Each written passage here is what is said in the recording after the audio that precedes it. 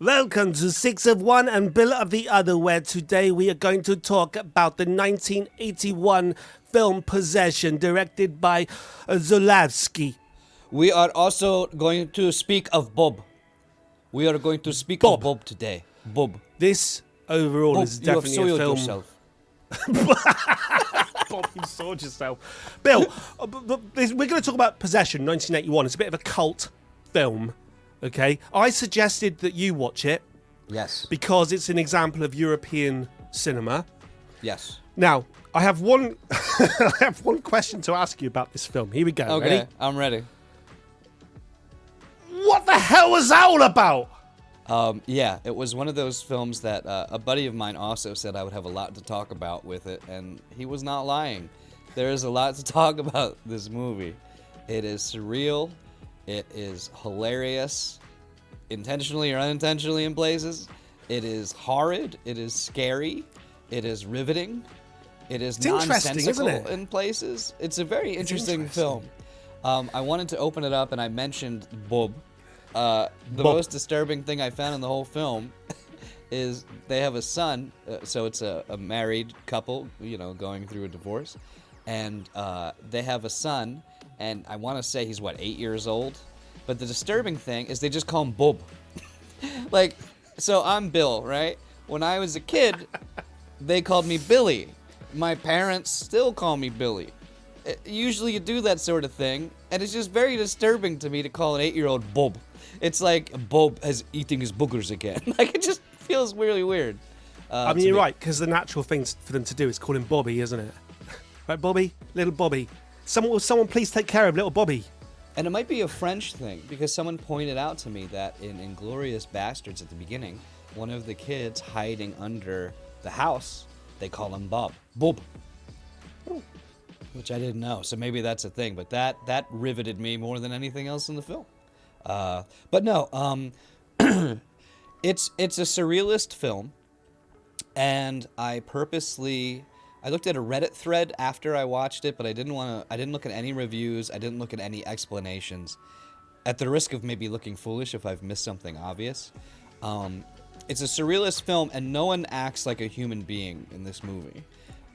There's no, even at the beginning when there's about 3 minutes and 30 seconds at the very beginning of the film where people aren't yelling at each other.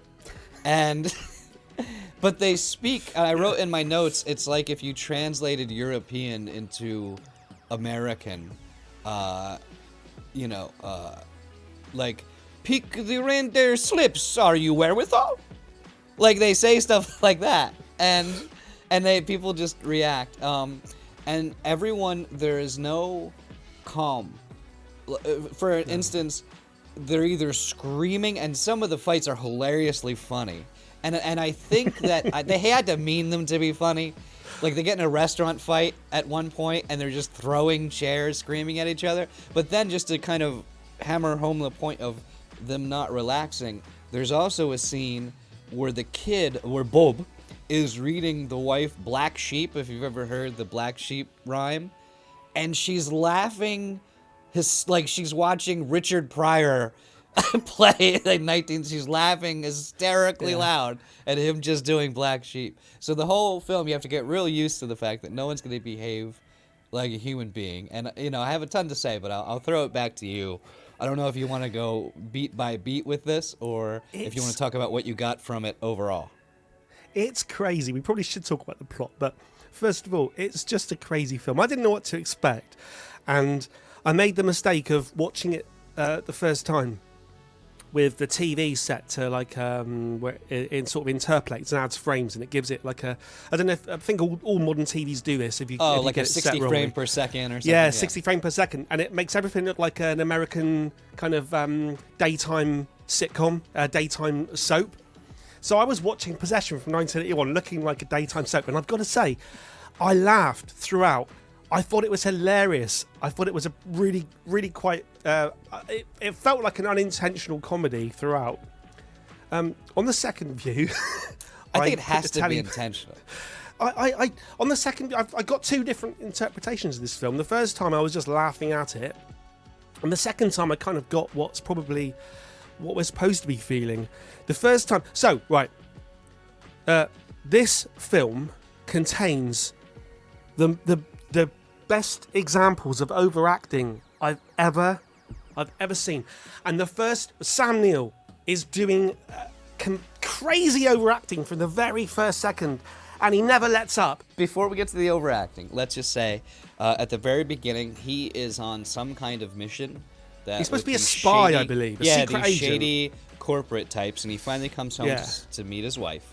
They sleep together for the first night. A quick aside, this is one of those films, and they used to do this in the 80s, where she is beautiful, the actress who plays Anna. And Yeah, she's stunning. you can tell that throughout the film there's times where she's topless, where she probably shouldn't be.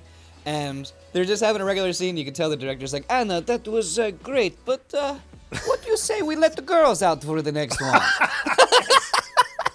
And so she's just topless randomly, and like, you're not complaining. She's a very beautiful actress, but it's kind of funny how like stunning. she'll just be topless. Well, anyway, they sleep together. They're laying in bed, and then she admits to him that she's having an affair. And what is the guy's? It's Heinrich. Heinrich. So she's having an affair with this guy named Heinrich. And what's funny is I heard that the director was going through a divorce, and this is him channeling that energy. So they're freaking out about each other. And Heinrich is all of our worst enemy. There's a line where he says to her, you know, are you sleeping with him? Yes. Do you like it? Yes. Is he better than me? Yes. Do you love him? Yes. More than me? Yes. And so that's everyone's worst nightmare. Yeah. That sums the film up, if actually, you're- that scene. if you're in a film. relationship. But what's funny is, so you're watching this and you hate Heinrich because, of course, Heinrich's a bastard. She's like, I love him. I'm leaving him. They have a kid. She doesn't care. I'm going to go be with Heinrich. Yeah. And then Heinrich calls, and there's a very mysterious phone call. And he's like, don't you get between me and Anna. She is to be with me. And it sounds very, like, nefarious. You're like, God, this Heinrich's a real bastard. And then you meet Heinrich, and you absolutely love him. He He's is brilliant. He's absolutely, hysterical. you're talking about the overacting. He is hysterically funny. He meets the guy. So Sam Neill, who's called Mark, meets him, and he's basically got a shirt like Mr. Six does right now.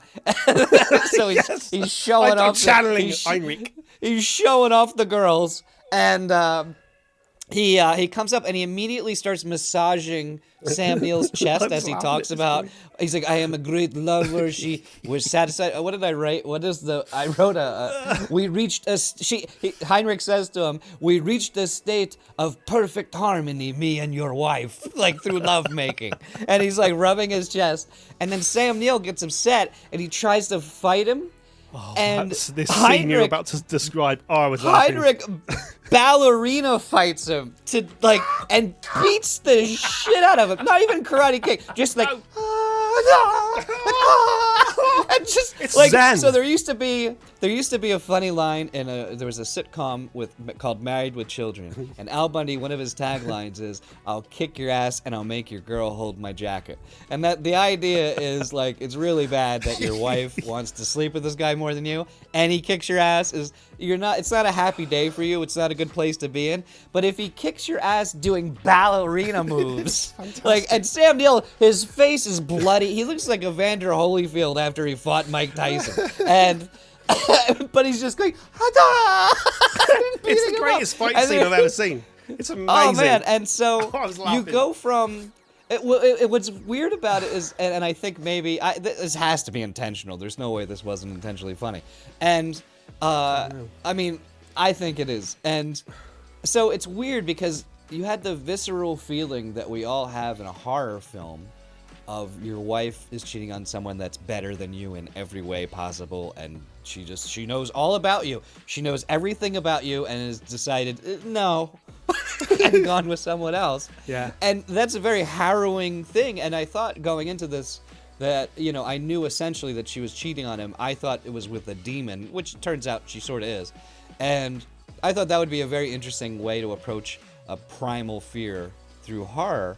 But the fact that Heinrich is then hilarious, and then she's cheating on both of them with the demon. So Heinrich becomes like your buddy. But what's funny is, to skip ahead, Well, I don't want to skip ahead because there's a funny. I'll say the end of Heinrich is hilarious too for weird, nonsensical reasons. It's such a. It's Should I just talk about that scene now, or am I skipping ahead too much? well. It's trying to. I'm trying to work out that what we need to establish is whether this film is supposed to be funny or not. Because we've both said a couple of times intentionally funny, right? This film, like you said, Zulawski, when he wrote this, he directed it, he wrote it. When he wrote it in the mid-70s, he was going through a divorce, and this film is channeling, I think, the divorce. And Sam Neill comes out the other side of it as an actor, saying it almost destroyed him. The girl, I think, had a nervous breakdown. It's like... So I didn't know any of this. Yeah. Sam Neill says it's the most stressful thing he ever did in his life, and it almost destroyed him. Everything he had to put into this film. The girl came out the other side broken, and there's not a scene convinced that it is intentionally funny. I think it's played dead serious. Well, I will say this. There is a scene in the subway Oh my god, that's where she gives birth to this demon child. And she's just screaming. So she just walks in the subway. No one else is there. It's you can see the wall behind her, and it's the most harrowing thing I've ever seen. She just starts screaming, and the thing about this movie, because it's a surreal film, there's no anchor. So normally when something horrific happens, there's sort of a normal part of the film to hang your hat on. Even like films like Hereditary, there's sort of a family structure in place that when weird stuff happens, there's something to hang it on. And in this, because there's no normal, so it's like now we're watching a woman scream like the most horrific thing ever is happening, and then blood and milk starts pouring from her ears and her body, and she's just screaming. I'm not sure that's milk, I watched Bill. this. I'm not sure that's milk, Bill. I'm not sure. Well, I watched this at 3 a.m. in this room in the dark with headphones on, and I'm just sitting there like, okay. So it can be very harrowing, and I think there were amazing choices in the sense of she's sleeping with a demon, you find out. And I think, having watched Clive Barker's Hellraiser, I think I know where he got the idea for the first film. Because there's a demon-like creature, and it's pre-CGI, obviously, so they have, it looks like they took a bunch of hamburger meat and stuck it to animatronics, and it's just kind of in the background, like, and the main one has tentacles, and then she makes an allusion like, I am tired to kill you because I slept with this, made love all night, and at one point there's a sex scene where she's laying with the tentacle monster, and I thought it's a great metaphor for if your significant other is cheating on you, just how disgusted. I mean, not everyone. There's people that's like, that's great, can I watch? But for most of us, there's a level of disgust there if you know. And I thought that metaphor really captured just how like revolting it is when someone you love is betraying you with someone. And the idea of the disbelief, like, how could you do this? Yeah. I thought that was very clever. But to go with the comedy, so he believes that he hasn't met Heinrich yet, or I think she's not at Heinrich's. He figures that out after Ballerina fights him. And so he hires a private detective to follow her and find out where she's going. That's hysterical And too. again, it's like an episode of the Pink Panther. So It's like she is amazing. walking, and he's got the a trench worst. coat and a hat. He's directly behind him, and he's like Worst thing creeping behind her, like he's as she 3 walks. meters behind her. And she looks at me like obviously is ducking behind a thing. And then he knocks on the door like she doesn't know he's been following her. He's like, oh, I want to inspect the windows. It's amazing. I laughed throughout, but I'm still not convinced it's supposed Oh, to be but funny. the Hellraiser thing I mentioned Oh, yeah. to get back to Yeah, that. yeah. So yeah, it's a hamburger helper. It's a ground meat monster that she's feeding people to, in order for it to become something, which is essentially the plot of the first Hellraiser. If you take apart the demons that come from the whatever dimension. So I was surprised to see that and just how close it was to the first Hellraiser. To me, right, this film, although I don't think a lot of people have seen it, it's probably pretty influential because a couple of weeks ago I went and watched The First Omen, the latest Omen film. It's called The First Omen. It's one of the bloody prequel, isn't it? And in that film, they directly recreate, and I didn't realise at the time, the girl gets out of like a taxi and she's doing all this, all this stuff, and then something comes out of her, and I'm like, what the hell? And then I watched this film, and I was like, oh. Yeah. And I did go and I did Google it then. Did the first Omen, was it influenced by, yes, they admit they directly stole the subway scene out of Possession. So there's a bit of influence. That is a hell of a scene, though. Well, I'll say this hell for of a it. scene. If you haven't watched this and you're getting spoiled all over the place, sorry about that. But if you have watched it, I guess you already have your opinion formed. For me, like you said, I'm laughing halfway through. Sometimes I think it's just nonsensical. Other times I think it's very riveting, like that subway scene. And like I said, the metaphor for her sleeping with someone. And imagine he meets like a school teacher that is essentially also his wife, but she has green contacts on and a wig. And then she starts interacting with the family. And I get what they're doing. It's like that's what he wishes she was. But it's also weird because she just enters in the house, and if she's just a teacher, he's giving his son a bath, and he's like, "Oh, can you do this?" So like, just imagine your teacher comes over from your kid's school, and you're like, "Here's my child's naked in there. Here's a scrub brush. I'm gonna go in the other room." And so they, another weird thing is the kid's freaking out at one point, and Mark Sam Neill wakes up and hugs him to comfort the kid. And then you realize he goes in the next room. He's completely naked. Like it's the Dong Show. And he's hugging his young son. I mean, put some shorts on, man, before you comfort your kid. That's all I'm saying. But anyway, you know when you said about spoilers, right? I think if someone's watched up till now, I don't think we've actually spoiled it yet. I think it's such a it's a crazy film. Should we say? We'll say spoilers from now on, right? Because honestly, I think I could have watched the film after everything we just said, and it would all still be a complete surprise to me. I think what I was gonna say is for all the ridiculousness and all the points, I think it's beautifully shot in places. What about the roving camera? The camera is moving. Yeah. It's like it's almost like you get dizzy. They'll have a normal scene where they're shouting, right? They're shouting. Every single line is shouted. And the camera, so as they're... And the camera is spinning around, so it's...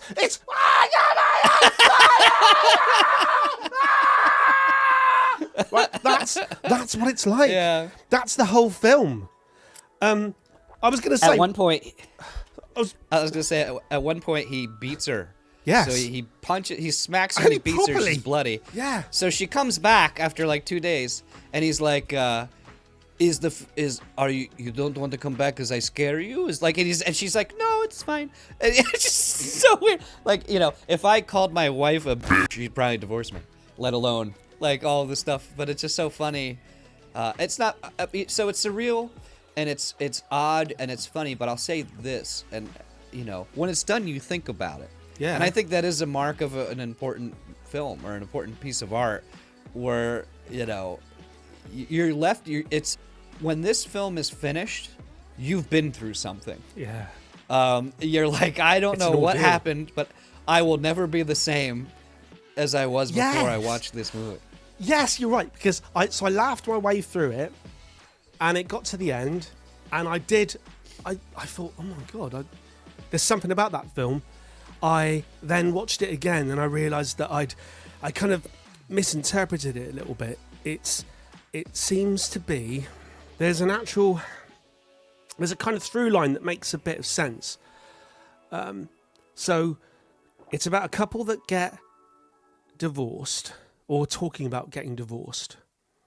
So, like you said, he kind of recreates her either in his mind or for real. I can't work this film out. What's happening for real? Well, it's so interesting the kid's to interrupt you teacher is briefly. his wife. Yes. So real quick, a better version of his that wife. was that there's a version of that in Twin Peaks: The Return, and obviously there is some Lynchian stuff going on here. With mainly, I think Lynch does it better, in my opinion. People can like or hate that, but a mix of the surreal and the scary with the very slapstick comedy kind of stuff. I thought there was a big a tie between that. With Lynch. And so anyway, in The Return, they have something called a tulpa. and a tulpa is just that. It's like a recreation of a person that's not really the person. Okay. And obviously that idea has existed long before Lynch, but that's the only other time. It's about like an invasion of body snatchers as well, which was a mid. Well, and Superman 3, same... if we're being fair. Yeah. And Superman 3, if we're being fair, when the evil Superman. Oh no, that is Christopher Reeves. That's right. He just gets. So remember, if you're evil, you just get a little bit of stubble. Yeah. Remember, he's drinking at the bar and he's remember flicking the peanuts it's and breaking the glasses. It's my favorite Superman film. Strike Me Down Now. What, 3? Yeah. Oh, I love Superman 3. Yeah. Well, let's not get hung up on Superman 3. To get back to the tulpa. Yeah. So he recreates in his mind or in reality. Who knows? Who bloody knows in this film? He has a version of his wife that he gets on better with. So like like you said, a perfect version of his wife who's the teacher, and all the difference is she's got green eyes. But the wife's tulpa has a bastard for a tulpa. She creates a monster and feeds this monster to create the final form of the monster is her husband. Spoilers. But he's a bastard. Yeah, it's so so they both throughout the course of the film end up with just creating what they've already got. It's a well, no, I mean, mind.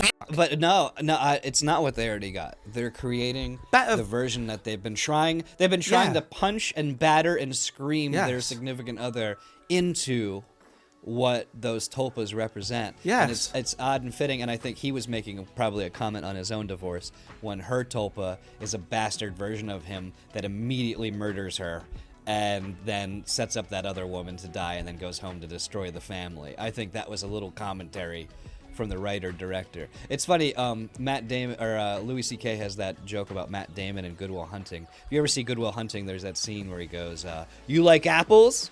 And the guy goes, "Yeah." He goes, "I got a phone number. How you like them apples?" And Louis C.K. goes, "He wrote that." Like, because if he went up with all his friends and said, "You like apples?" and the guy was like, "Not really." Like, he would be like, "Oh, well, I'm fucking your girlfriend." Like, there's no comeback. So the director gets to write these characters, and so her idea of what she wants creates a monster that destroys the family, and his creates a lovely person that comes to help. Like, you know, so that might be wrong or right, but that was my interpretation. I watched this film on Amazon Prime, right? And it didn't have an option for subtitles. I watch everything these days, all TV, I watched it all with film with subtitles. because I'm a bit deaf, right? And I tend to watch everything with subtitles. And I'm so used to subtitles now, I can read instantly. I've told you before, I can read like a photograph. I can read a book. I can literally just do that. I can read a whole book. I think I could read A Catcher in the Rye in 25 seconds, yeah? But this film, I didn't have subtitles for, so I didn't hear a word that was going on. I couldn't understand anything. It was, God,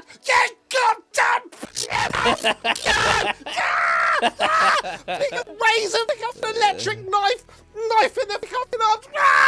God, Jesus! For an hour and a half. The odd thing is that's exactly what the subtitles said. So I was going to say, you had subtitles. So for me, the film was just a complete cluster. Did you get a better sense of what it was all about from being able to read what they were saying? To put things in perspective, at one point the wife sits on a subway car that is completely empty, and she sits next to a homeless-looking derelict on purpose, and then she reaches into her bag, or he reaches into her bag and just starts eating a banana. While the detective watches. As my point being, I don't think there's a lot of sense to be made even listening to reading the dialogue, because a lot of there's stuff about Sister Mercy and what is it, Sister Faith, and there's the whole government pink socks thing. Yeah. Which it's odd. They say something about the pink socks at the beginning that I know is important, but I forgot what it was. So then when they reveal it at the end, I'm like, I forgot what that was. 2 points there. I watched it twice, right? So point number one. The freakiest part of the film for me was her getting onto the empty subway carriage and sitting right next to the only person that's there. That was who does that? Weird. That's like as hell. going to a urinal with one person and just cry it up next to them. And saying that, point number 3 in a minute will be the greatest urinal scene of all time, but we'll get to that. We'll get to that. Point number two, pink socks, right? You're completely correct. At the beginning, right, and when you watch this film for the first time, you'll completely miss this. There's an office scene at the beginning where they're kind of explaining really that he's a secret agent and he's come back from a mission, and the person that he was secret agenting about had pink socks. Yeah. But I missed it because in that room, in the office room at the beginning, there's these lights, all these really lights like dangling down on wires.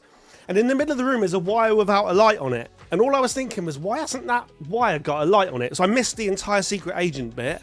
Well, what I was thinking was, does the guy own one pair of pink socks that he wears every day? Does he wash it every day? Or does he just own pink socks? And that's how you'll always know he's the guy with pink socks. Yeah, does he still wear the pink socks? And he's like, yeah.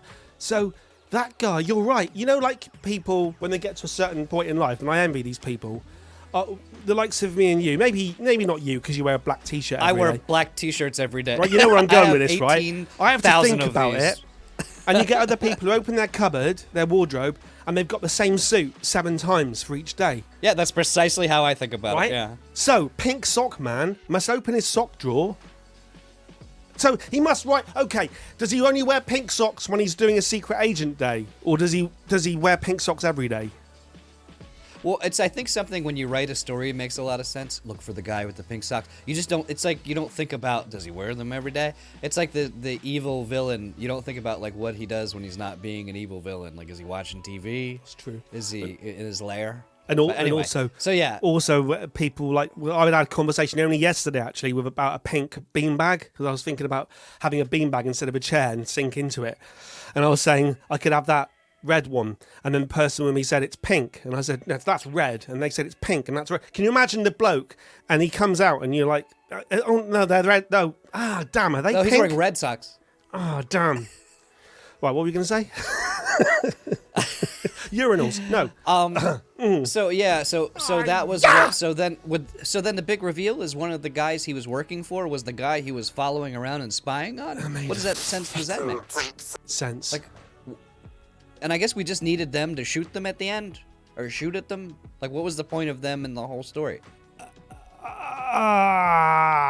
Why did he need to be a secret agent? It's just, it's nonsense, Bill. I'm trying to make sense of it. What do you think of this? Because surrealist artwork does this. So, if they would have tied everything up, and you would have known exactly what everything meant and what everything tied together, would you have thought about it as much afterwards? Or does the fact that, you know, David Lynch does this all the time, there is no easy answer to any of the big questions, you think about it more, because it's essentially this film is an ongoing mystery, even though we've both watched it and you've watched it multiple times.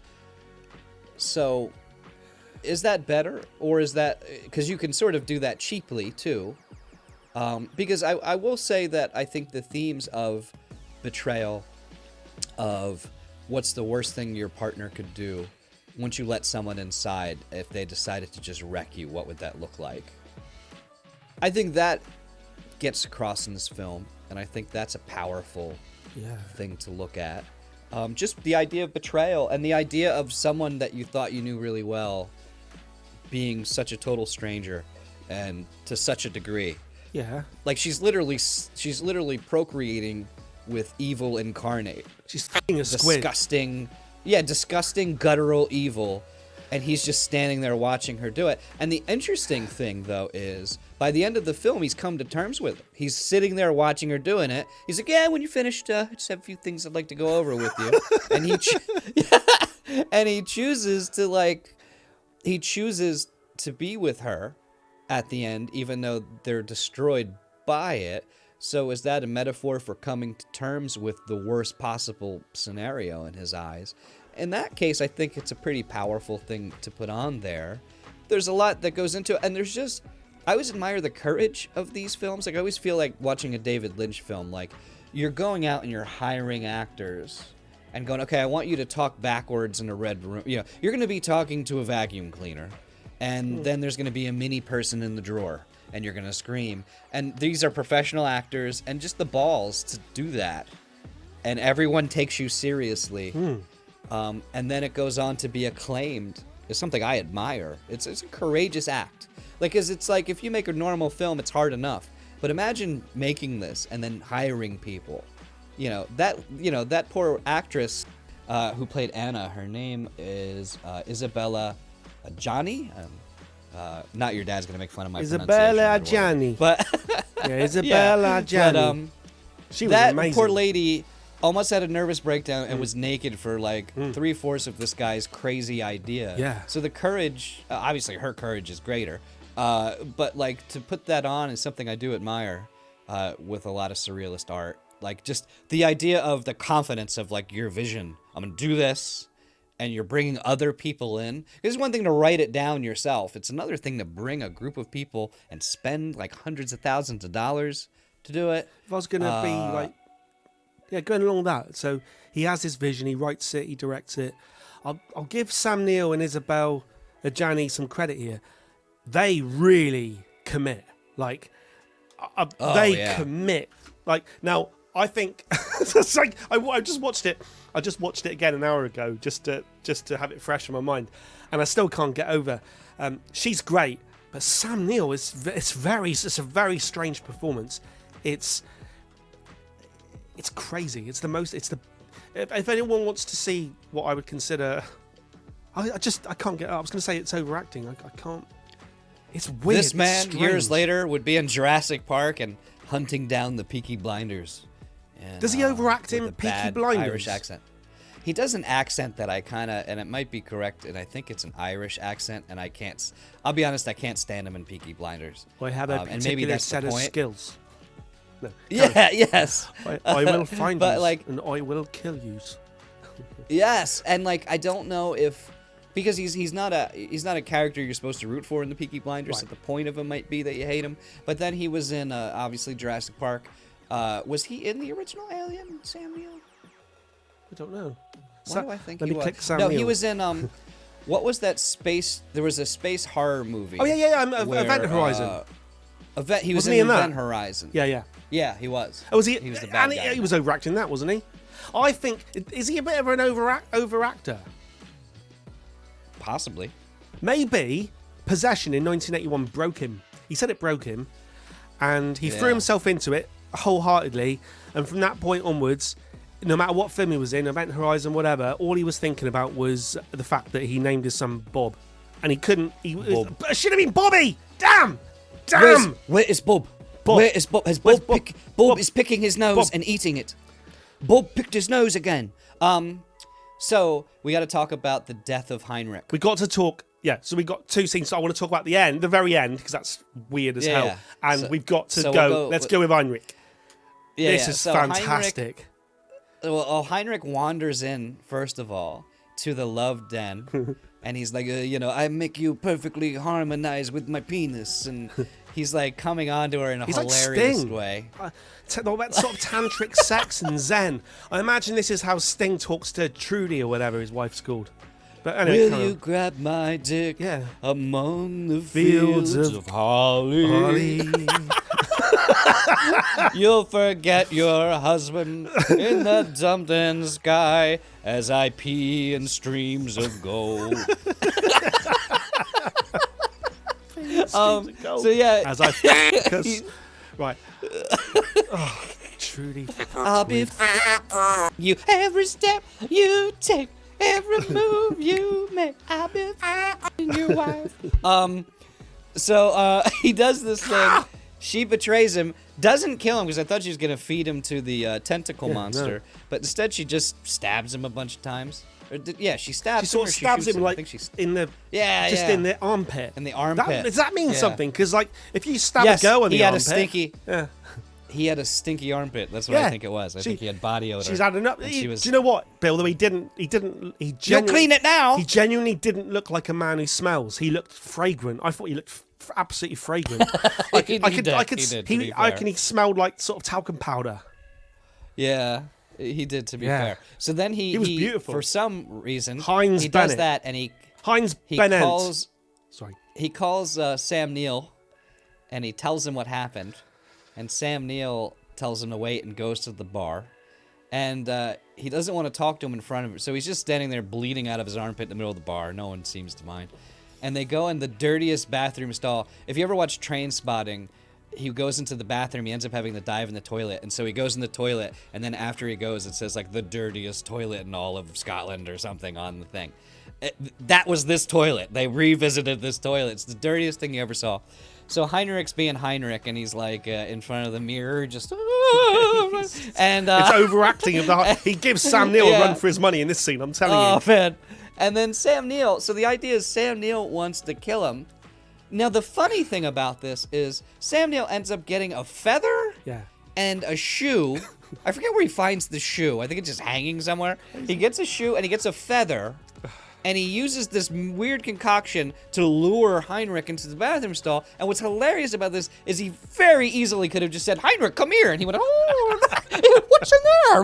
Like there was no need for a feather and He needed to vomit. He needed to put the feather down his throat to vomit into the toilet because he was, rather than just kill Heinrich, he wanted to make it look like it was an accident. So he vomited into the toilet, drowned Heinrich in the toilet, and then locked the cubicle and climbed over the end so the police will turn up and go, "Oh, it's just another drunk bloke who's accidentally drowned himself in a toilet." But why? Well, yeah. Why? But well, that's the thing. I told the story last episode when we went, or the Beetlejuice episode, where Alec Baldwin's hanging out with the guys from SNL, and he says. The secretary's out there. At the time, he's married to Kim Basinger, one of the most beautiful women in the world. And he goes, "I'd saw off my left arm. F that secretary." And Norm Macdonald goes, You probably could just ask her." Yeah. And You're I right. think that, I think Sam Neill, literally, he just had to go, "Heinrich, look, Bob is in the toilet." He would have, yeah, but he just, there was no need. And maybe the shoe had to stop the toilet up so it didn't flush. He had to create. Which, he blocked the toilet with his shoe to create enough water that he could put his head into it. He vomited in it to make it look like it was the vomit. It all made sense, and it probably did take multiple viewings to work that out. But I also quite liked the way that he exploded the apartment, right, by filling it with gas and then balancing that hot heater thing. Did you know? Right. Yeah. But here's the funny thing. Most times when I've seen that, so for instance, I just saw the Breaking Bad sequel, El Camino. Yeah. And Jesse does that to the shop. But every time I've seen this, like in El Camino, he sets it up in a way where he's like far in the distance, like in his car, like stretching, and then it blows up, and he kind of like, and he drives away. In this movie, it explodes immediately. Yeah, he sets it up. He closes the door, and it just shoots him across.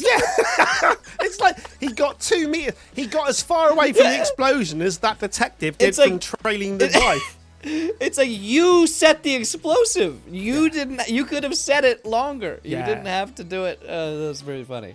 There's an element of like Italian giallo horror about this as well. This is a weird. Is this a horror film, Bill?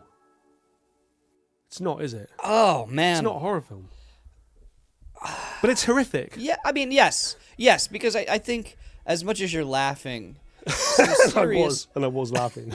some serious up things are happening in this movie, and enough that there's no like.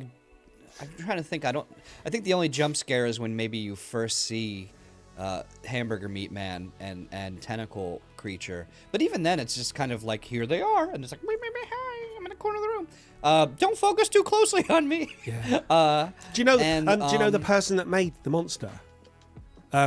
He also made E.T. I did not. He's know a proper like up here design alien monster guy. I will say this. I was thinking this when I watched it. When you see that kind of animatronic work from the 80s and the early 90s, it doesn't look real. But there's because it's actual meat, and I don't know if they use hamburger meat or just slime. What do they do? There's a viscosity to it that revolts you.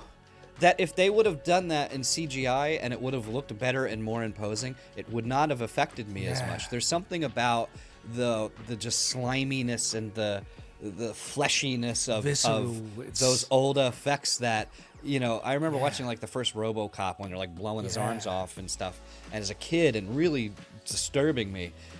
because there's just something, primal Yes. that triggers with that kind of effect. Yes. And Hellraiser had it too, which again I think they're copying from this film.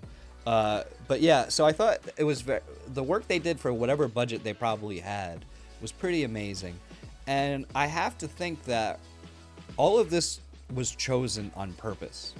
So I don't think it was just that he was like, well, this is a normal movie, that they took it a little out of left field with the acting job.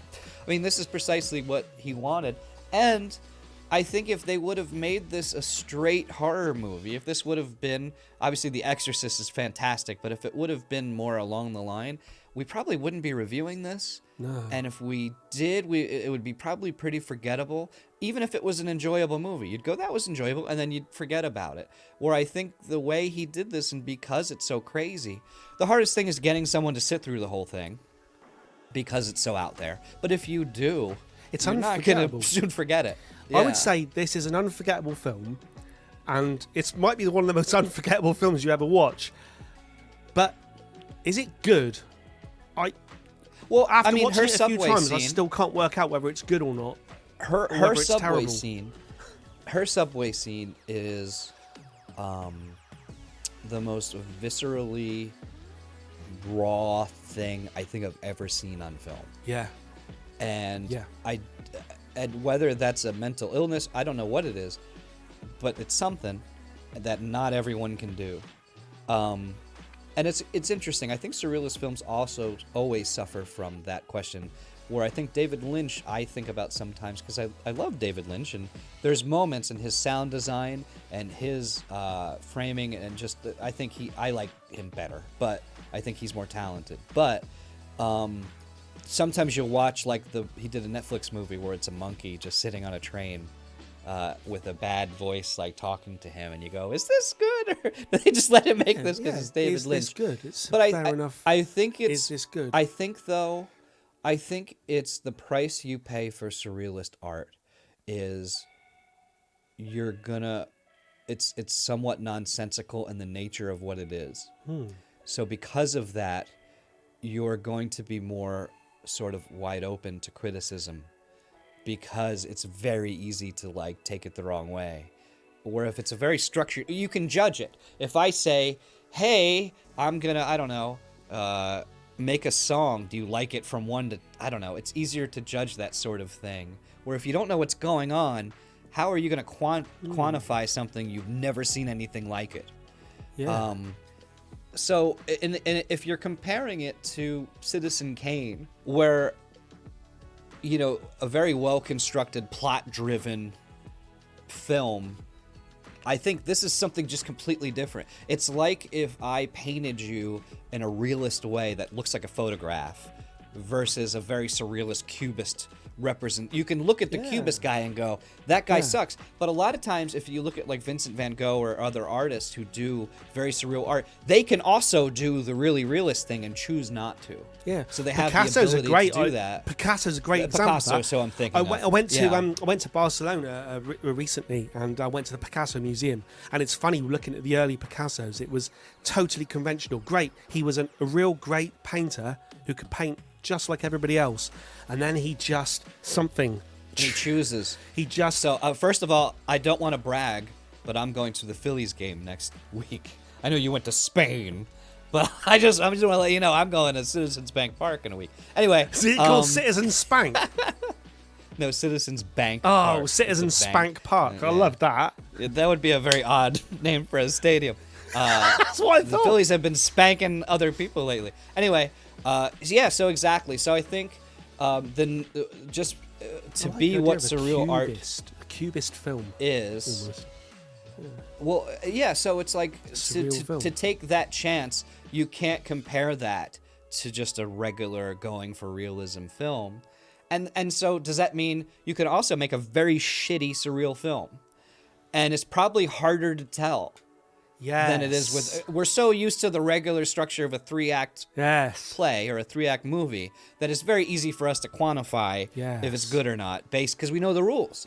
And the very essence of surrealist art is there are no rules, or we're gonna do it wrong on purpose.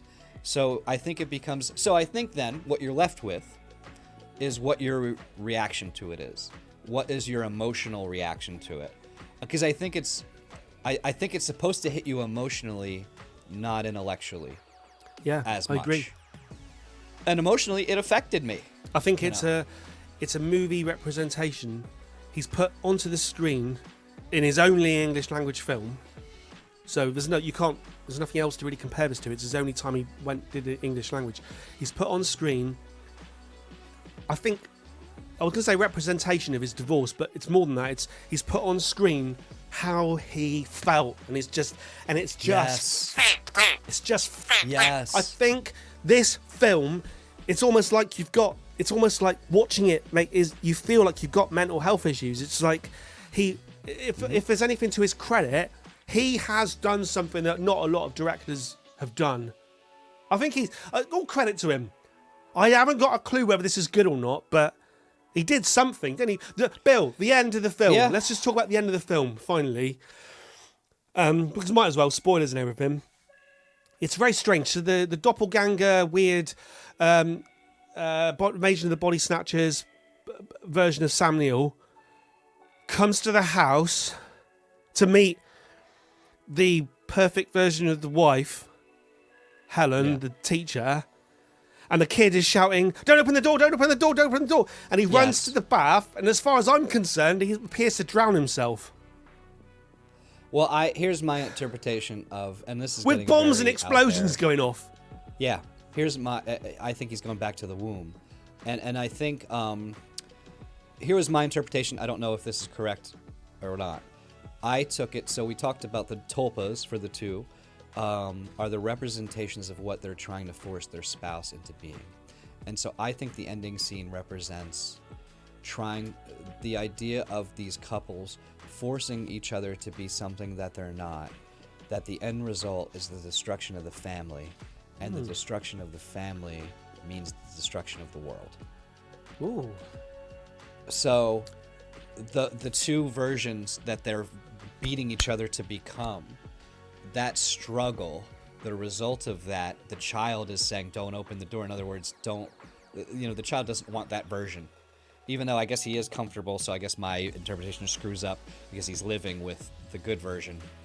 But I think, the breaking up of the family is the destruction of the world, I think is what he's trying to say. And I think the bathtub can be looked at as, if you think about it and you're in the womb, you're in that like placenta fluid. And he kind of curls in, and they don't show him like struggling like he's going to drown. It's like that's his last hiding place as the world falls apart. And so the world, us fighting on a macro level, starts with the family level.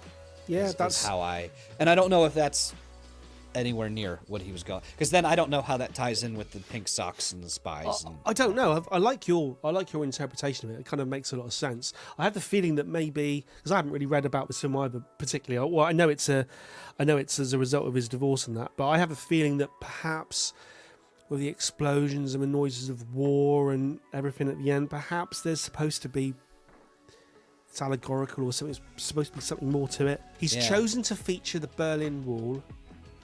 It must represent something.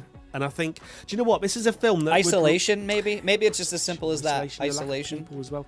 I think this is a film the that idea rewards of, rewards multiple views, but it's a film that you can't view multiple times. So it's, and I don't know if I'm feeding my own stuff into this, but the idea of like the corporatization, like they're all in an office, they all wear suits in the army. So the sort of universe trying to break up his family, because they're the ones that took him away in the first place to do the mission. And then they're sabotaging his life to get him back to work. I think in general, your work life can interfere with what you actually want to be doing, which is spending time with your family. And they're always going to want more. There's that Phil Simms line where one time he told his son or something, he said, whenever they ask you how much money, the correct answer is always more. And I think, work, how much time they want you to, and energy they want you to put towards work, their correct answer is always more. yeah. And so maybe that was just a representation of that and that influence in the background on the dissolution of their marriage. Yeah. And again, that could just be my own. I like that. Let's neither of us read up on it. Let's just go with that because I like your interpretation. Your interpretation makes the film a better film.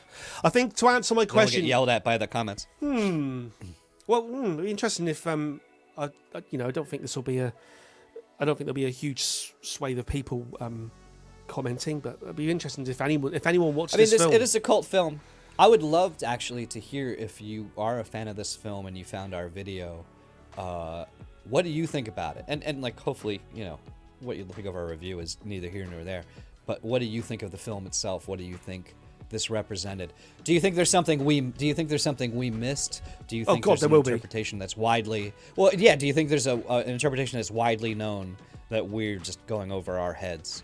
Or if you think we're way off, that's fair. Like we obviously we're doing trailers and we're not going to stop of modern films. We do standard movies too, but I like, and Six had suggested this film. I like throwing in films like this and reviewing them that are a bit different than the norm, that are out of left field, and that, cause us to think a little bit more. So I don't mind. I mean, the world would be has a view we missed. The world would be a better place if more people watch films like this because it makes you think, and people will say, laugh. And it makes you what? It makes you laugh. Okay, well, we'll go with that. But I was going to say, there's plenty of people out there who just say movies are all about entertainment. It's all about popcorn. It's no, not always. Not always. Oh no, I think there's more. Always. I think there can be more. I think there's a place for that. I think there's a place for superhero movies and everything. There's also a place for this kind of stuff. Yeah. So, I think in answer to my question, that's what I was trying to say. In answer to my question, was this film good or not? I'm going to say it's good. I think I've decided, I've convinced myself. I was veering. With my first view, I thought it was. It's good. I'm going to say it's good. Bill, was this film good or not? I will say it's worth watching. How's that? Yeah, that's fair enough. Until next time. Over. And No, a squid.